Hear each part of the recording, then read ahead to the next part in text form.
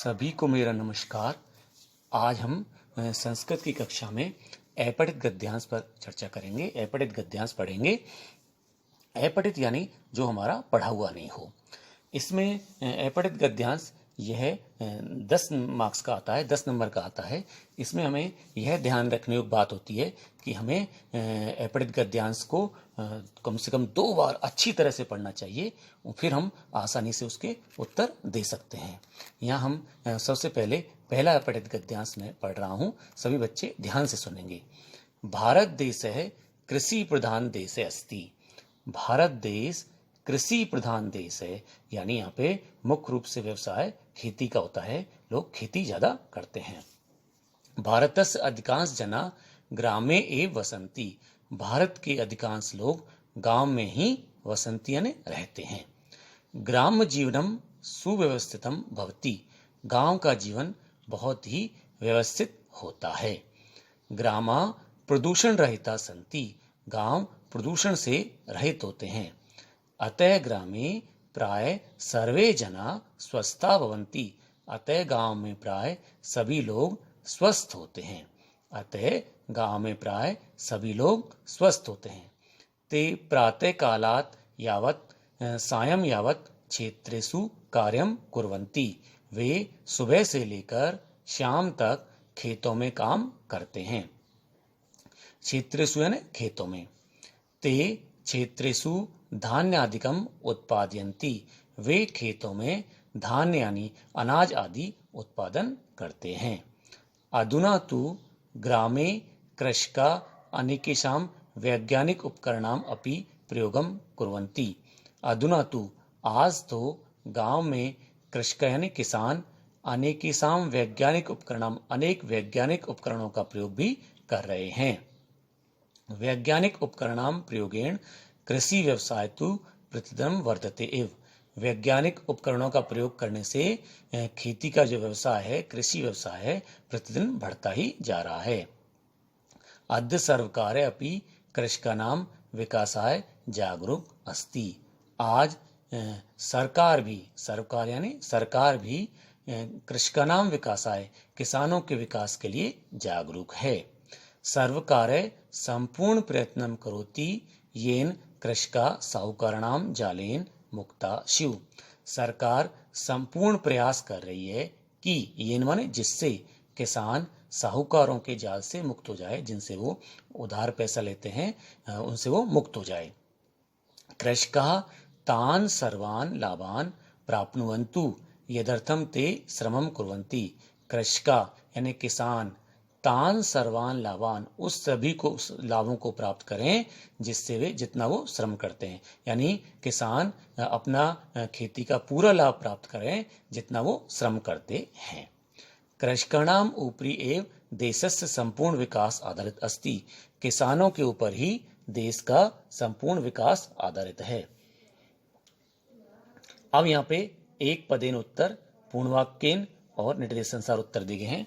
पहला एक पदेन उत्तर में है, भारत देश है कीदृशः देशे अस्ति। भारत देश कैसा देश है। तो यहाँ पे गद्यांश में से जो उनका आंसर लिखेंगे तो हमारा उत्तर है कृषि प्रधान है। दूसरा प्रश्न एक पदेन में, केसाम उपरि एव देशस्य संपूर्ण विकास आधारित अस्ति। किसके ऊपर ही देश का संपूर्ण विकास आधारित है। कृषकानाम यानी किसानों के ऊपर। ग्राम जीवनम कीदृशम अस्ति। गांव का जीवन कैसा है। गद्यांश में दिया हुआ है तो इसका आंसर है सुव्यवस्थितम, बिल्कुल व्यवस्थित। यहाँ हमको एक पदेन में ऑप्शन भी आएगा कि हमें जैसे 3 प्रश्न दिए हैं तो हमें 2 प्रश्न करने हैं। ऐसे ही पूर्ण वाक्यन में हमको 3 प्रश्न दिए हैं तो यहाँ लिखा हुआ है केवल प्रश्न दिया मैंने 2 प्रश्न करने हैं। छात्रों को ध्यान रखना है कि जो प्रश्न को अच्छे से आते हो उन्हीं प्रश्नों को करें। 3 में से जैसे 2 अच्छे आते हो तो 2 को करें। पूर्ण वाक्य उत्तर में पहला प्रश्न है, कृषका कुत्र धान्य आदिकम उत्पादयन्ति। किसान कहाँ पर धान्य आदि का उत्पादन करते हैं। तो आंसर इसका कृषका क्षेत्रेषु धान्यादिकम उत्पादयन्ति। किसान खेतों में धान्य आदि यानी अनाज आदि का उत्पादन करते हैं। कृषका केसाम प्रयोगम कुर्वन्ति। किसान किसका प्रयोग कर रहे हैं। तो इसका आंसर है कृषका अनेकेषां वैज्ञानिक उपकरणां प्रयोगम कुर्वन्ति। किसान अनेक वैज्ञानिक उपकरणों का प्रयोग कर रहे हैं। कृषका क्षेत्रेषु कदा कार्यं कुर्वन्ति। किसान खेतों में कब कार्य करते हैं। गद्यांश में से इसका आंसर हमने लिया है। इसका आंसर है कृषकः प्रातः कालात् सायं यावत् क्षेत्रेषु कार्यं कुर्वन्ति। किसान प्रातः कालात यानी सुबह से लेकर शाम तक खेतों में काम करते हैं। और निर्देशानुसार उत्तर में हमें ध्यान रखना है 3 प्रश्न हमको दिए हुए हैं, 4 दिए हुए हैं, उनमें से केवल 3 प्रश्न करने हैं जो हमें अच्छे से आते हों। जना अत्र किम विशेषण पदम अत्र प्रयुक्तम। जना इस शब्द के लिए यहाँ पे कौन सा विशेषण दिया हुआ है। यहाँ पे निर्देशानुसार उत्तर में 2 तरह से प्रश्न आ सकते हैं। इनके 4 ऑप्शन हो भी सकते हैं और ऑप्शन नहीं आए तो हमें गद्यांश में से छांट करके करना है। तो हम गद्यांश में तो देखना ही है। तो जना का यहाँ विशेषण दिया हुआ है अधिकांश है, तो हमारा घ वाला ऑप्शन है अधिकांश जना। यहाँ जना विशेष है जिसके बारे में बता रहे हैं और अधिकांश विशेषण है, तो यहाँ विशेषण पूछा है तो यहाँ होगा घ आंसर अधिकांश। दूसरा है संति इति क्रियापदस्य कर्तृपदम किम। संति माने है ये क्रिया है, इसका कर्तृपद। तो यहाँ गद्यांश में दिया हुआ है ग्रामा प्रदूषण रहिता संति। तो जहाँ पे प्रदूषण रहित कौन है, गांव, तो गांव कर्तृपद हो गया यहाँ पे ग्रामा। तो यहाँ पे हमको कर्तृपद पूछा है तो ग्रामा कर्तृपद है, क ऑप्शन। उसके बाद तीसरा प्रश्न है अद्य सर्वकार अपि कृषकाणां विकासाय जागरूक अस्ति। आज सरकार भी किसानों के विकास के लिए जागरूक है। अत्र क्रियापदम किम।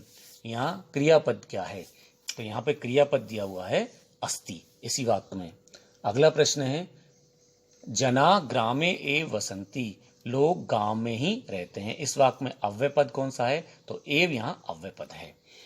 और शीर्षक पूछा है 4th क्वेश्चन में अस्य अनुच्छेदस्य कृते समुचित शीर्षक। तो शीर्षक जो होता है जो मुख्य बात रूप से जो बात बताई जाती है गद्यांश में वही उसका शीर्षक होता है।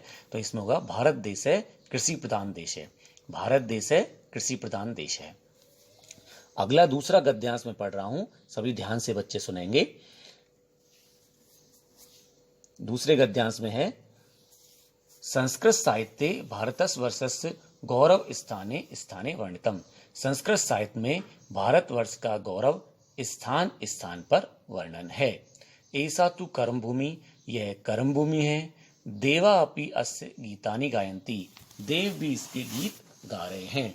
भारतीय संस्कृति आधारभूतम गुणद्वयम अस्ति। भारतीय संस्कृति में 2 आधारभूत गुण हैं, त्याग सेवा च। त्याग और सेवा। वयम संग्रहे विश्वास न कुर्मे। हमें संग्रह में विश्वास नहीं करना चाहिए। वयम संग्रहे विश्वास न कुर्मे। हमें संग्रह में विश्वास नहीं करना चाहिए। अस्माकं श्रद्धा तु त्याग एव। हमारी श्रद्धा तो त्याग में ही है। सर्वेषु मनुष्येषु एक एव आत्मा। सभी मनुष्यों में एक ही आत्मा होती है। विविध जातिषु विभक्ता जना भारते निवसन्ति। विविध जातिषु विभिन्न जातियों में बटे हुए लोग भारते निवसन्ति भारत में ही रहे हैं। यदि सर्वे स्वार्थ भावनाया त्यागम कुर्यु।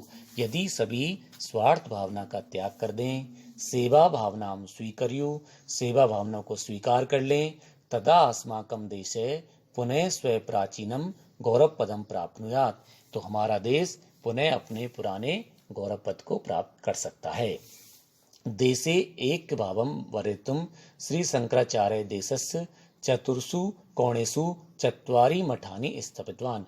देश में एकता भाव बढ़ाने के लिए श्री शंकराचार्य गुरुजी ने देश के चारों कोनों में 4 मठ स्थापित किए, अपने 4 स्थान स्थापित किए।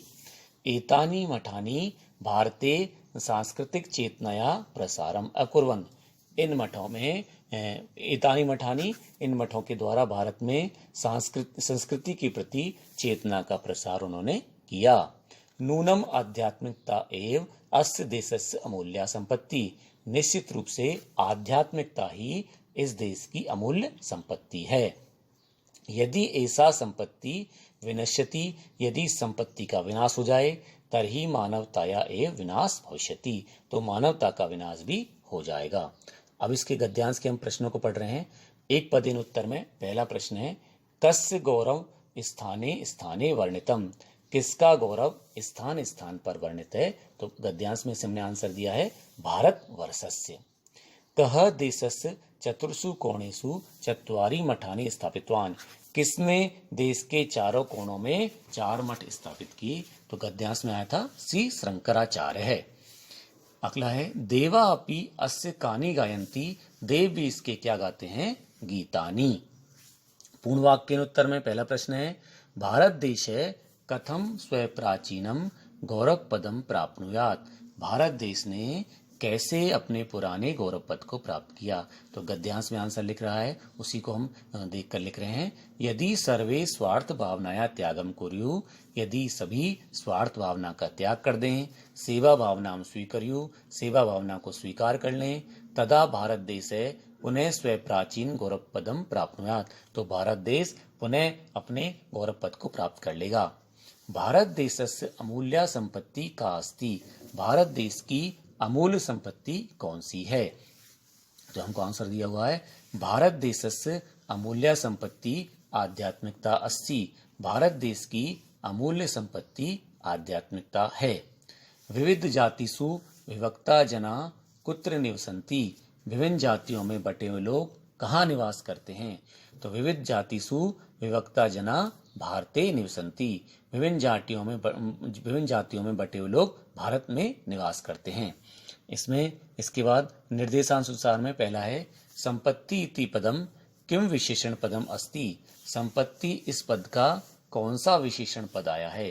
तो यहाँ पे आया है ऐसा संपत्ति, तो ऐसा इसका विशेषण हो गया, संपत्ति विशेष है। कुर्मे इति क्रियापदस्य कर्तृपदम किम, कुर्मे यहाँ पे सेंटेंस में दिया हुआ है, तो यहाँ पे हम देखेंगे गद्यांश में हमको दिया हुआ है कुर्मे है, तो उसी के आधार पर पे हमने इसका आंसर लिखा है। जैसे इसका आंसर दिया हुआ है कि वयम संग्रह विश्वास ने कुर्मे, हमें संग्रह में विश्वास नहीं करना चाहिए, तो वयम इसका कर्तृपद हो गया। अगला प्रश्न है हमारा, ध्यान से देखें, मूल्य इति पदस अनुच्छेदे विपर्य पद, कह मूल्य इस पद का अनुच्छेद में विपर्य पद का है। तो मूल्य का अनुच्छेद में विपरीत पद विपर्य पद हो गया अमूल्य। गायन्ति इति क्रियापदस्य कर्तृपदम किम, गाते हैं, देवापि गीतम गायन्ति आया था, तो यहाँ इसका कर्तृपद हो जाएगा देवा। अगला है अस्य अनुच्छेदस्य कृते शीर्षक समुचित शीर्षकम लिखत, इस अनुच्छेद के लिए उचित शीर्षक लिखो। तो यह भारतवर्ष या भारत देशस्य गौरव। इस प्रकार हमने अपठित गद्यांश पढ़े। मैं वर्कशीट जो दे रहा हूँ उसमें अपठित गद्यांश दिए हुए हैं, उनको ध्यान से समझना है और अपनी नोटबुक में करना है। धन्यवाद।